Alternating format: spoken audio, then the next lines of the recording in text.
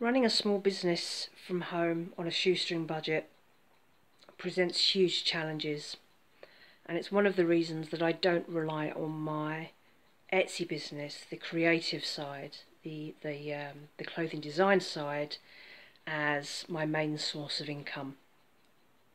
It has to move with me, so I've had studios in the past, I've lost studios.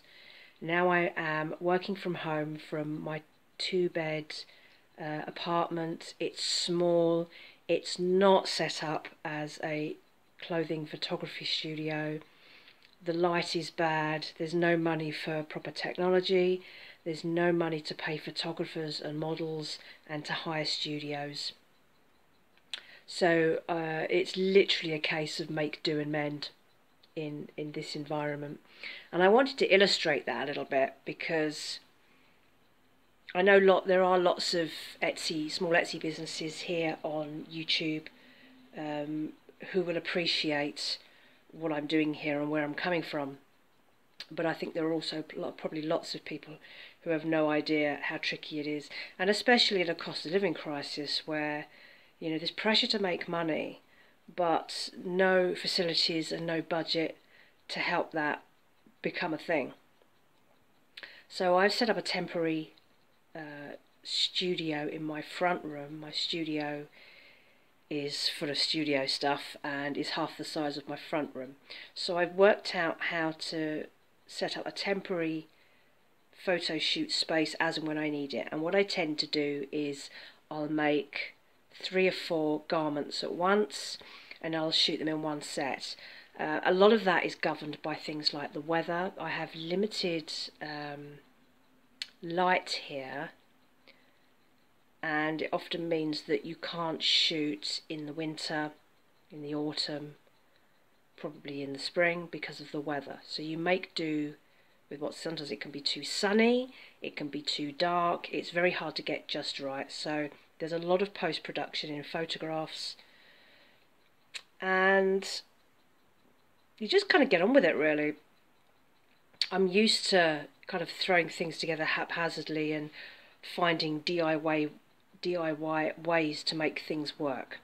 So I've put together a little bit of a show reel, I suppose, to show you what the setup is like, and then I'll show you the end results afterwards, because I've completed 3 dresses.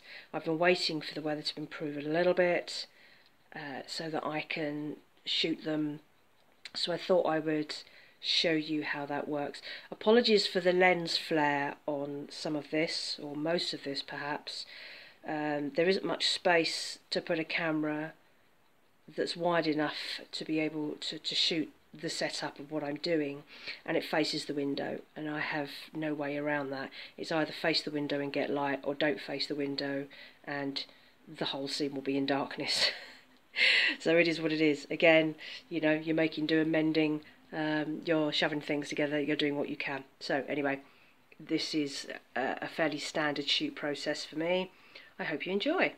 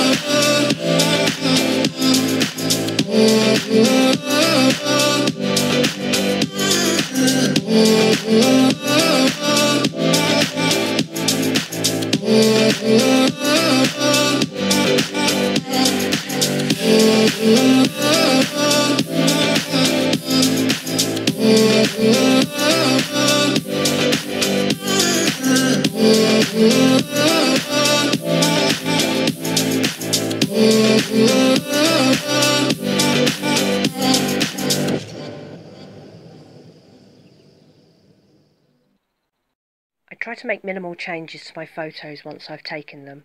I straighten, I crop, I will lighten and brighten pictures where necessary, and I will also enhance the colours if they are not being accurately portrayed.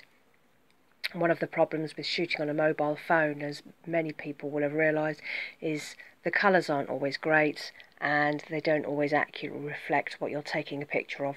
So I need to make adjustments in order so that once I put that garment up in my Etsy shop, it accurately reflects the colours and the dimensions.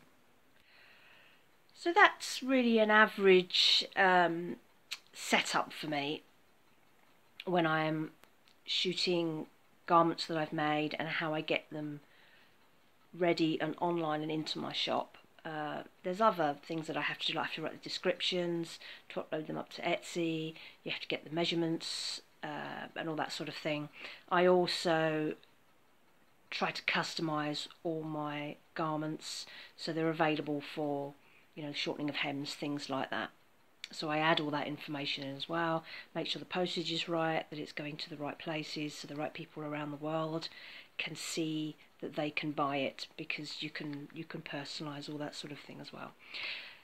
So there's all that admin side of things, and then obviously there's all the financial side that comes with listings and sales and etc, etc.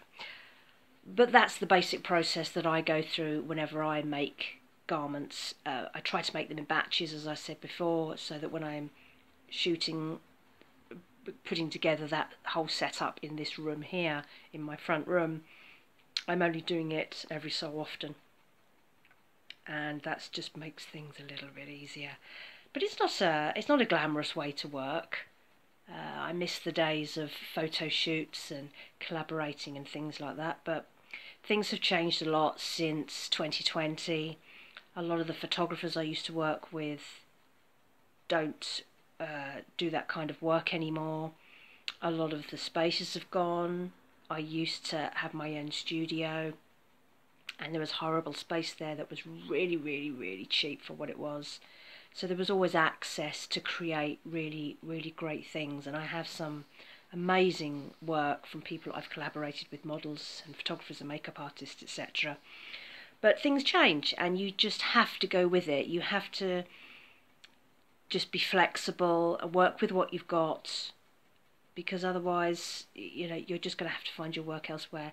And I don't want to have to go back to working in offices, but that's why my production and my turnover is quite low, because it involves quite a lot of work. There are smaller items. I make upcycled jewellery, and I do the homewares, which is upcycled from the leftovers from the fabrics from the gowns and things that I make. And they're easier to shoot and quicker to make and smaller to store as well. But again, everything takes time, and particularly when it's winter, it's really cold. You're lacking light, so you don't have the mental energy to be creative very often. Most of the winter I will just use to do admin and things like that. I get creative once the weather starts to change. So now that the nights are drawing out and the temperatures are up a bit, I can feel myself starting to come alive again. I can feel my energy levels rising, and my desire to do stuff is increasing. So that's all great. So that means hopefully we'll have a productive year and I can get stuck back into it.